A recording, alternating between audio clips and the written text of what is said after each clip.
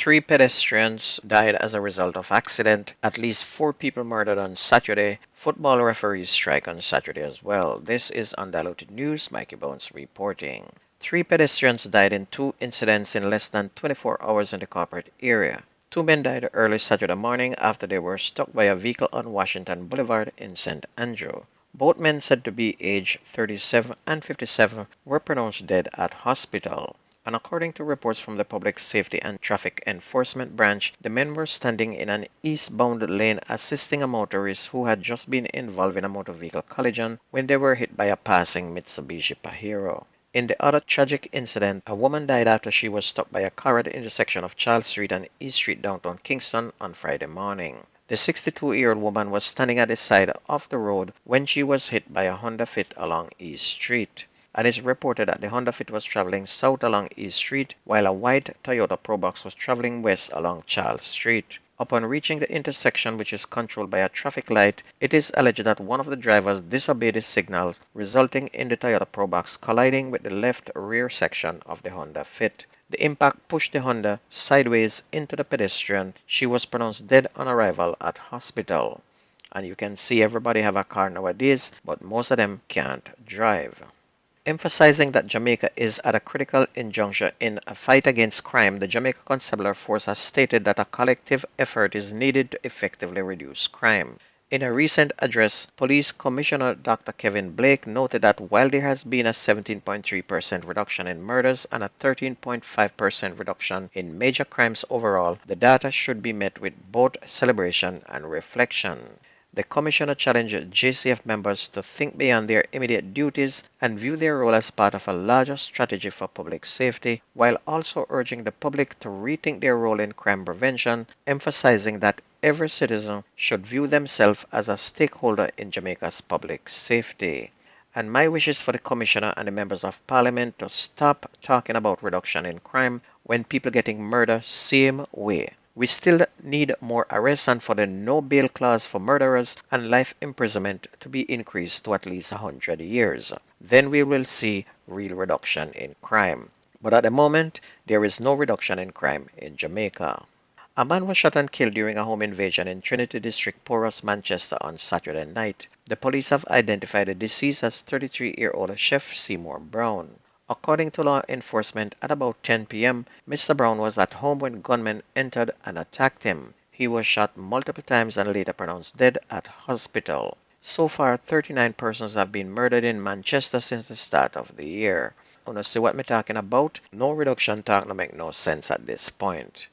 A man was shot dead near a gas station at Gutters close to the Manchester-St. Elizabeth border on Saturday, and his identity has not yet been ascertained.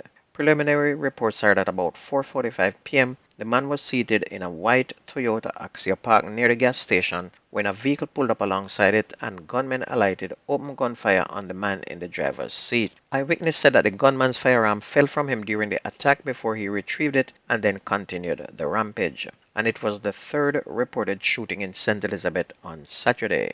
Earlier in the day, a man was shot dead at Pepper District while another man was shot and injured in Taunton District. Does that sound like crime reduction? Well, if you think there is crime reduction, here is one more making 4 murders for Saturday alone that I got, and there might be even more that we don't get yet. A man was shot dead in Cheshire Village, a housing scheme built mostly for disabled people on Golding Avenue in Tavern in St. Andrew on Saturday morning. The deceased is believed to be 23-year-old Michael Sutherland, otherwise called Dim Dim, from Bedward Gardens in Augustown. And it was reported that about 7:45 a.m., residents heard loud explosions and summoned the police. Upon arrival, lawmen found the now deceased lying face down in a pool of blood with what appeared to be gunshot wounds to the head. Police removed the body to the Kingston Public Hospital where death was confirmed, and no motive has yet been established for that killing, the police said. Onto sports, referees went on strike in schoolboy football on Saturday due to violence. They refused to referee any games until ISA got involved to assure them protection. Saturday's slate of 30 games across the 2 major competitions, the DaCosta Cup and the Manning Cup, was not played after the referees took a decision during a meeting on Friday night that they would not continue until they have met with the executive of ISA to discuss matters concerning their security at games. ISA's competitions coordinator Ewan Scott said late Saturday that after meeting between both bodies, the referees have now decided to resume today. Football always had violence in Jamaica from the 70s and it just continues to get worse. An assistant referee, Richard Bell, had to seek medical attention after he was struck in his chest by an object thrown during a DaCosta Cup Zone A game which was played at Maldon High on September 14. And just last week, three match officials Christopher Bailey, Robert De Silva, and O'Shane Williams were physically assaulted and threatened by players of the Dintil Technical High School who were seemingly out of control and posed a serious threat to the referees on the day in question.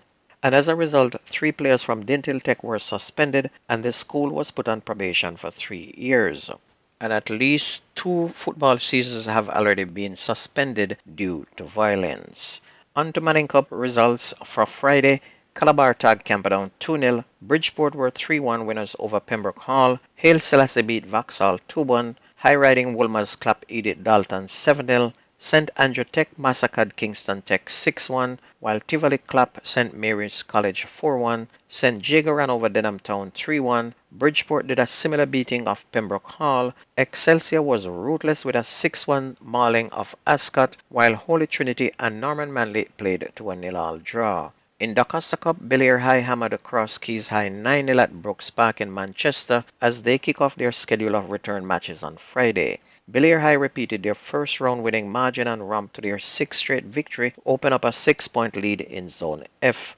My School Mannings have now made it 5 wins from 5 games as Jordan Gray and Kajay Williams both scored for Manning School as they repeated their first round 2-1 win over Black River High to lead with 15 points. Orcharius, meantime, were 8-0 winners over Marcus Garvey Tech at Drax Hall as they ran their win records to 6 games as well. Frome Technical, who had back-to-back games, rained out blank Cambridge High 4-0 to edge past Anchovy High on goal difference at the top of Zone B, and both teams are now on 12 points. William Nib, meanwhile, punished Holland 9-0 as they bounced back from their loss to Spot Valley High on Tuesday, while Clarendon College got back on track after their loss to Central High last week with a 5-0 whipping of Edwin Allen High, and the biggest win of the day was Magrat's ruthless beating of Tatius Golding 13-1. And if you miss the news on this radio, please go to YouTube and type in Jamaican Undiluted News. Listen, like, share, subscribe to keep us going. And that's news and sports on your favorite radio. My name is Mikey Bones. I gone.